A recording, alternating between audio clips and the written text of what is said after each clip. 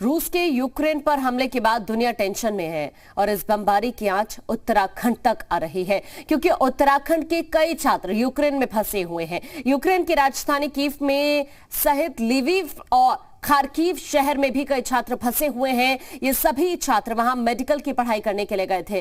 कुछ ऐसे ही परिवारों ने अपना दर्द बयां किया। आप भी देखिए किस संकट में है यूक्रेन में मौजूद देवभूमि के बच्चे।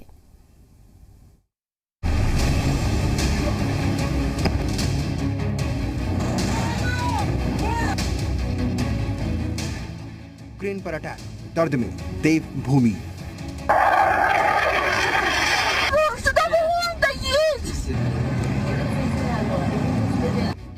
यूक्रेन पर बमबारी, उत्तराखंड के छात्रों का दर्द भारी।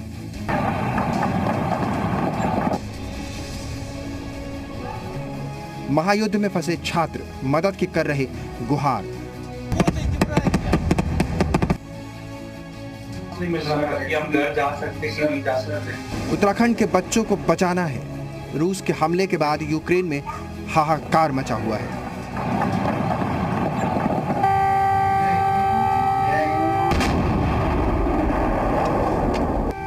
दहशत और तबाही के बीच इन छात्रों की सांसें अटकी हैं। न जाने कब कौन सा बम आ गिरे।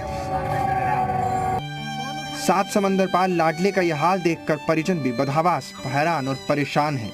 इन्हीं छात्रों में देहरादून के सूर्यांश बिष्ट भी शामिल हैं, जिनसे बात करते हुए घर वालों के आंसू छलक पड़ते हैं। उत्तराखंड के भी कई छात्र हैं जो इस वक्त यूक्रेन में फंसे हुए हैं और यहाँ पर उनके परिजन परेशान हैं। वो लगातार मदद की गुहार लगा रहे हैं कि कैसे भी हो उनके बच्चों को सुरक्षित वापस लाया जाए। परिजन सरकार से मदद की गुहार लगा रहे हैं तो बेटे की सलामती के लिए दुआ भी मांगी जा रही है। वहीं बेटे के हाल को याद कर मां बात करते करते खुद बेहाल हो जाती है। मेरा बेटा है और सूर्यांश बिष्ट, वो लिविव शहर में MBBS का 2nd ईयर का स्टूडेंट है और वो अभी वहाँ फंस गया है। आज ही उनकी ऑनलाइन क्लासेस सस्पेंड की गई है और अभी हालात वहाँ पे कह नहीं सकते किस तरह के हैं, क्योंकि उससे हमारा संपर्क नहीं हो पा रहा है। मैं तो चाहती हूँ कि ये युद्ध, ये लड़ाई ना हो, सबके बच्चे सेफ रहें और इंडियन गवर्नमेंट से भी मेरी यही रिक्वेस्ट है कि प्लीज़ हमारे बच्चों की जो सुरक्षा है उसको सुनिश्चित किया जाए। यूक्रेन में फंसे सूर्यांश ने वीडियो कॉल पर बात करते घर वालों से जमीनी हालात को बयां भी किया है। अपना ध्यान रखना, बिल्कुल घबराना नहीं और कांटेक्ट में रहना, जैसे तैसे फोन ऑन चार्ज कर लेना अपने, ठीक है। जूनियर्स का ध्यान रख रहे हैं, इतना ही सब कर रहे हैं तो उसमें घबराना वैसे ही चला जाता है। इसमें सब में सबकी मदद कर रहे हैं, दूसरी घबराना नहीं हो रहा। ठीक है, अपना ध्यान रखना, ठीक है बेटा, ठीक है। फोन उठा लेना, जैसी मम्मी कॉल करती रहे उठा लेना बेटा फोन। हाँ, कुछ यही हाल यूक्रेन में फंसे उधम सिंह नगर के जावेद का है, जिनके घर वाले किसी भी हालत में अपने बेटे को वापस देखना चाहते हैं, लेकिन महायुद्ध के बीच छात्रों के रेस्क्यू पर भी महासंकट मंडरा रहा है। हमारा बेटा जावेद आलम 14 साल चल गया है। उनको पढ़ाई करते उनके साथ में 8-10 बच्चे हैं। अब हम भारत सरकार से अपील ये कर रहे हैं हमारे बच्चे वहाँ से वापस लाए जाए इंडिया, और बच्चों को जो भी एयरपोर्ट करीब हो वहाँ के लिए उनको बच्चों को सुविधा दी जाए, जाकि तत्कालीन उन्हें सेव कर दिया जाए।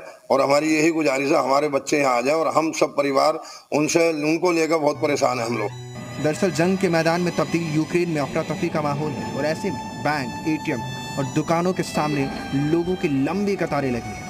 यूक्रेन की राजधानी कीव के मुख्य स्क्वायर पर सन्नाटा पसरा है तो कीव में भारतीय दूतावास के बाहर लगी भीड़ डराने लगी है।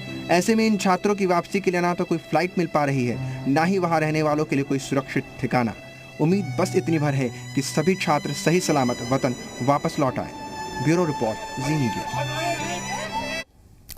और इसी बीच हमारे साथ हमारे सहयोगी देहरादून से मयंक इस वक्त ज्यादा जानकारी के लिए हमारे साथ जुड़ गए हैं। मयंक, राज्य सरकार ने नई गाइडलाइंस जारी की है तमाम लोगों के लिए, साथ ही जिलाधिकारियों को भी निर्देश दिए गए हैं। अभी क्या जानकारी आपको मिली है?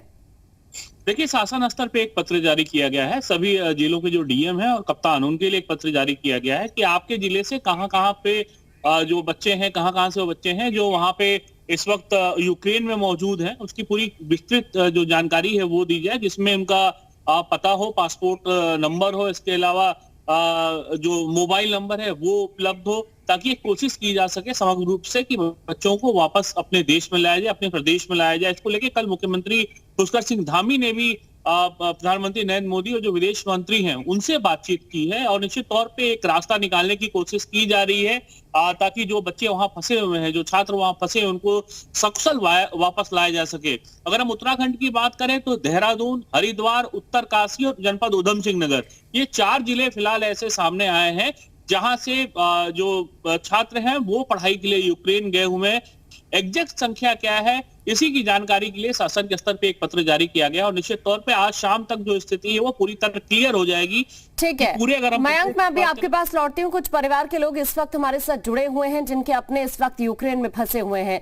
इस वक्त सुरेंद्र चौहान जी हमारे साथ जुड़े हैं। सुरेंद्र चौहान जी, आपका बेटा इस वक्त यूक्रेन में मौजूद है, अभी आपने क्या कुछ कदम उठाए हैं? आपकी लास्ट टाइम कब बात हुई अपने बेटे से? सुरेंद्र जी।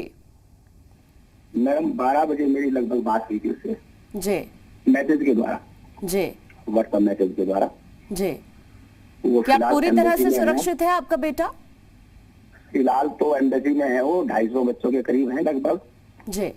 अब सुरक्षित तो नहीं कहा जा सकता जब तक घर नहीं आएंगे जी।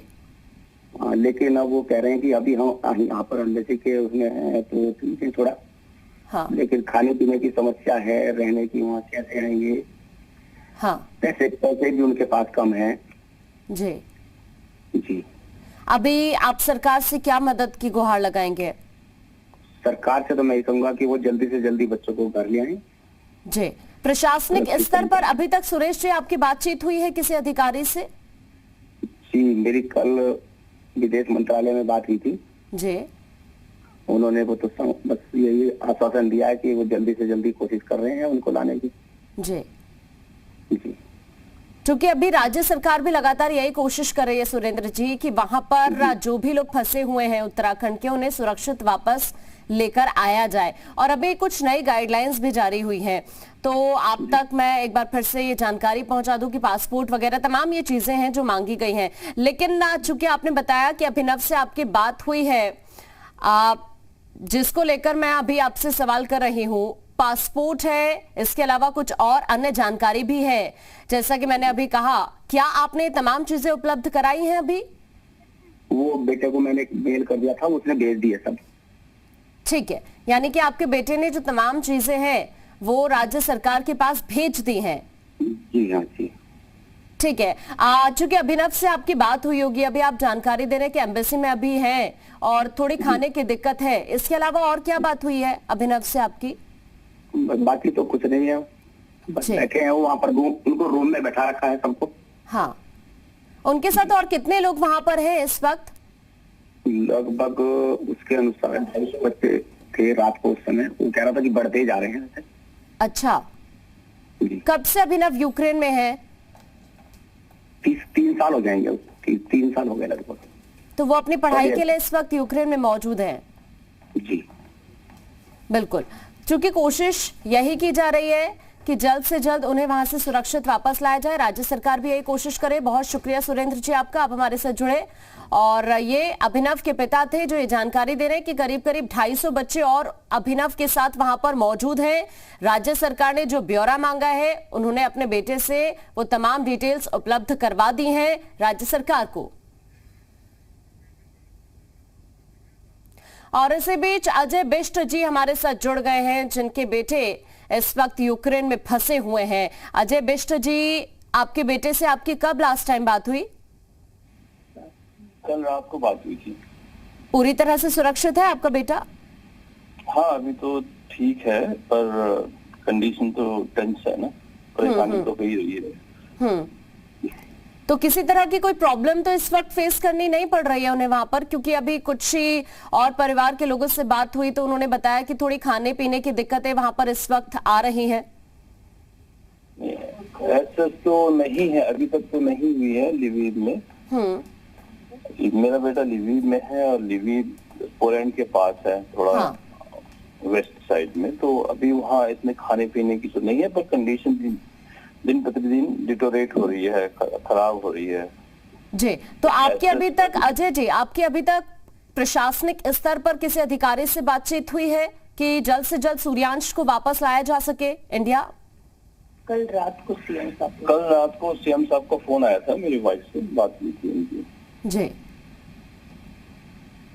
चूंकि अभी राज्य सरकार ने कुछ गाइडलाइंस जारी की है कि आप पासपोर्ट है, इसके अलावा कुछ और अन्य डॉक्यूमेंट्स हैं जिन्हें उपलब्ध कराएं, तो अभी क्या आपने ब्यौरा अपना दिया है? नहीं दे रहे हैं, अभी गाइडलाइंस पढ़ के उसको डिटेल्स सबमिट करूंगा। ठीक है, हम भी यही चाहते हैं कि आपका बेटा जल्द से जल्द सुरक्षित वापस आ जाए अपने परिवार के साथ। बहुत शुक्रिया अजय जी, आपने हमारे लिए वक्त निकाला। तो ये तमाम परिवार के लोग हैं जो इस वक्त परेशान जरूर है, और चूंकि राज्य सरकार भी कोशिश यही कर रही है कि जल्द से जल्द इन तमाम बच्चों को भारत वापस लाया जा सके। यहाँ वक्त